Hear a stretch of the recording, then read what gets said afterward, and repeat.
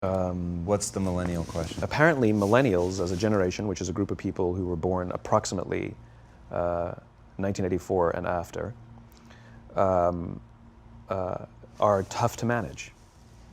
And they're accused of being entitled and narcissistic and self-interested, unfocused, lazy. But entitled is the big one.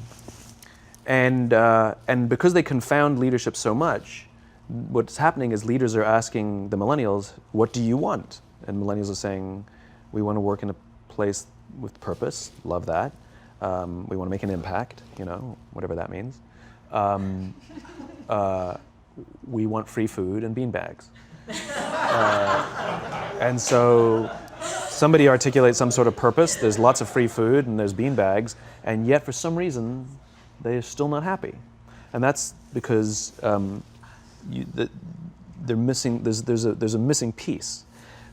What I've learned is that I can break it down into 4 pieces, right? There are four things, 4 characteristics. One is parenting, the other one is technology, the third is impatience, and the fourth is environment. The generation that we call the millennials, too many of them grew up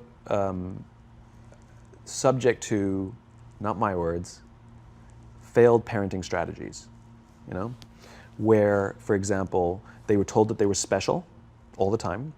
They were told that they could have anything they want in life, just because they want it, right? They were told, some of them got into honors classes, not because they deserved it, but because their parents complained. And some of them got A's, not because they earned them, but because the teachers didn't want to deal with the parents. Some kids got participation medals. You got a medal for coming in last, right? Which the science we know is pretty clear, which is it devalues the medal and the reward for those who actually work hard. And it actually makes the person who comes in last feel embarrassed because they know they didn't deserve it. So it actually makes them feel worse, right? So you take this group of people and they graduate school and they get a job and they're thrust into the real world, and in an instant they find out they're not special, their moms can't get them a promotion, that you get nothing for coming in last, and by the way, you can't just have it because you want it, right? And in an instant, their entire self-image is shattered. And so you have an entire generation that's growing up with lower self-esteem than previous generations. The other problem, to compound it, is we're growing up in a Facebook, Instagram world. In other words, we're good at putting filters on things. We're good at showing people that life is amazing even though I'm depressed, right? And so everybody sounds tough, and everybody sounds like they got it all figured out. And the reality is there's very little toughness, and most people don't have it figured out. And so when the more senior people say, well, what should we do? They sound like, this is what you got to do. And they have no clue, right? So you have an entire generation growing up with lower self-esteem than previous generations, right? Through no fault of their own, right? They were dealt a bad hand, right? Now let's add in technology.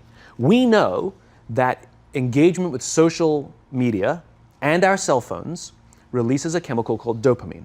That's why when you get a text, it feels good, right? So we've all had it where you're feeling a little bit down or feeling a bit lonely, and so you send out 10 texts to 10 friends, hi, hi, hi, hi, hi, because it feels good when you get a response, right? Right?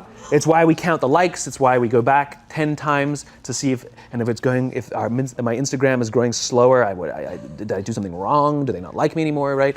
The trauma for young kids to be unfriended, right?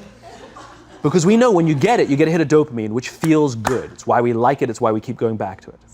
Dopamine is the exact same chemical that makes us feel good when we smoke, when we drink, and when we gamble.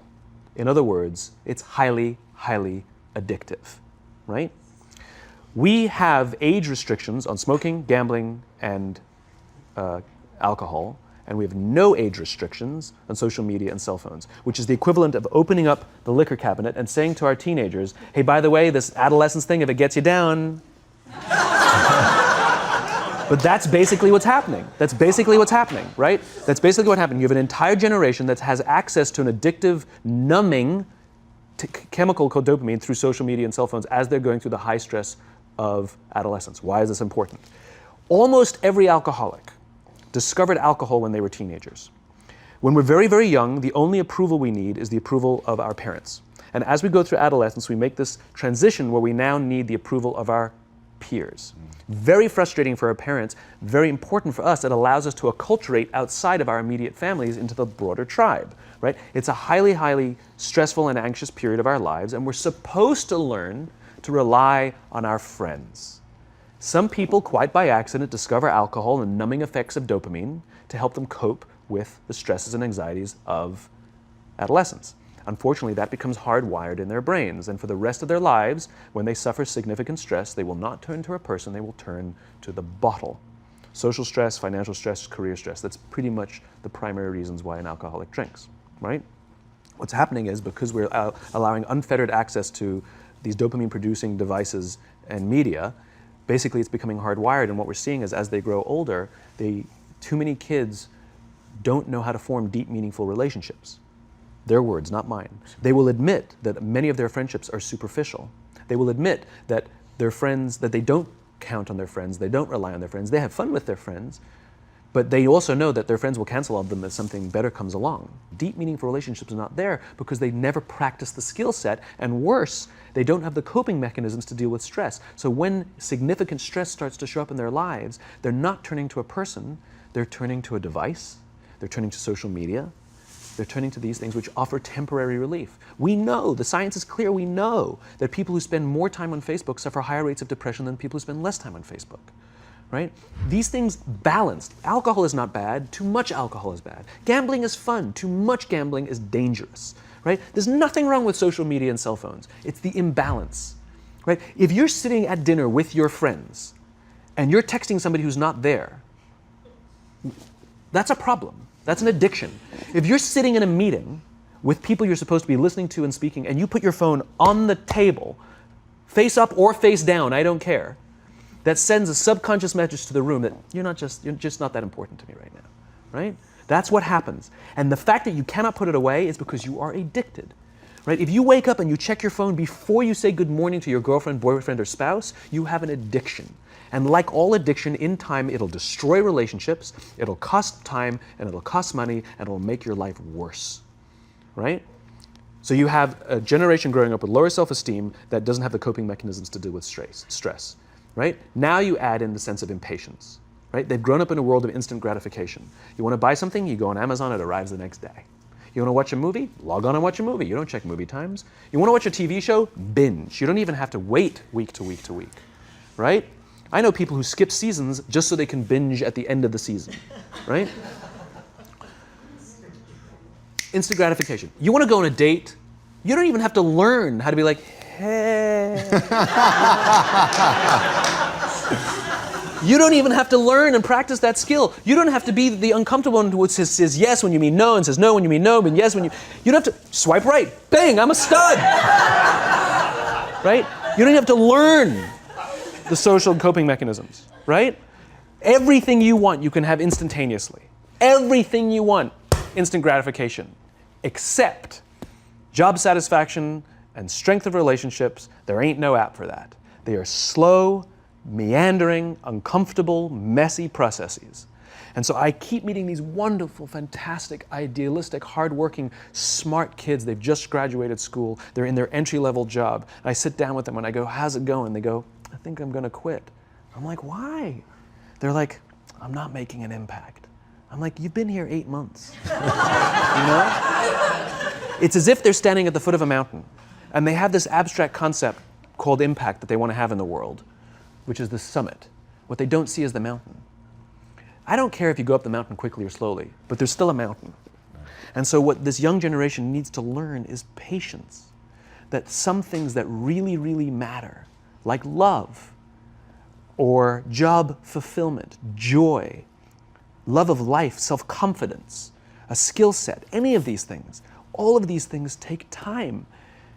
Sometimes you can expedite pieces of it, but the overall journey is arduous and long and difficult. And if you don't ask for help and learn that skill set, you will fall off the mountain, or you will, the worst case scenario, and we're already seeing it, the worst case scenario is we're seeing an increase in suicide rates, we're seeing an increase in this generation, we're seeing an increase in accidental deaths due to drug overdoses, we're seeing more and more kids drop out of school or take leaves of absence due to depression. Unheard of. These are all, this is really bad. The best case scenario, those are all bad cases, right? The best case scenario is you'll have an entire population growing up and going through life and just never really finding joy. They'll never really find deep fulfillment in work or in life. They'll just waft through life and it'll be just, it's fine. How's your job? It's fine. It's the same as yesterday. How's your relationship? It's fine. Like that's the best case scenario, which leads me to the fourth point, which is environment, which is we're taking this amazing group of young, fantastic kids who were just dealt a bad hand. It's no fault of their own. And we put them in corporate environments that care more about the numbers than they do about the kids. They care more about the short-term gains than the long-term life of this young human being. We care more about the year than the lifetime, right? And so we are putting them in corporate environments that aren't helping them build their confidence, that aren't helping them learn the skills of cooperation, that aren't helping them overcome the challenges of a digital world and finding more balance, that isn't helping them overcome the need to have instant gratification and teach them the joys and impact and the fulfillment you get from working hard on something for a long time that cannot be done in a month or even in a year. And so we're thrusting to them in corporate environments, and the worst part about it is they think it's them. They blame themselves. They think it's them who can't deal. And so it makes it all worse. It's not. I'm here to tell them it's not them. It's the corporations, it's the corporate environments, it's the total lack of good leadership in our world today that is making them feel the way they do. They were dealt a bad hand, and I hate to say it, but it's the company's responsibility. Sucks to be you, like we have no choice, right? This is what we got, and I wish that society and their parents did a better job. They didn't. So we're getting them in our companies, and we now have to pick up the slack. We have to work extra hard to figure out the ways that we build their confidence. We have to work extra hard to find ways to teach them the social skills that they're missing out on. There should be no cell phones in conference rooms. None. Zero. And I don't mean the kind of like sitting outside waiting to text. I mean like when you're sitting and waiting for a meeting to start, this is what we all do. We all sit here and wait for the meeting to start. Meeting starting? Okay. And we start the meeting. No, that's not how relationships are formed. Remember we talked about it's the little things? Relationships are formed this way. We're waiting for a meeting to start and we go, how's your dad? I heard he was in the hospital. Oh, he's really good. Thanks for asking. He's actually at home now. Oh, I'm really glad. That was really amazing. I know, it was really scary for a while. That's how you form relationships. Hey, did you ever get that report done? Oh my God, no, I didn't. I'll help you out. Can I help you out with that? Really? That's how trust forms. Trust doesn't form at an event in a day. Even bad times don't form trust immediately. It's the slow, steady consistency.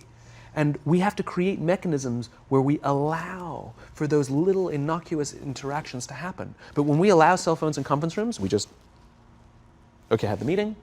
And then my favorite is like when there's a cell phone there and you go like this, you go.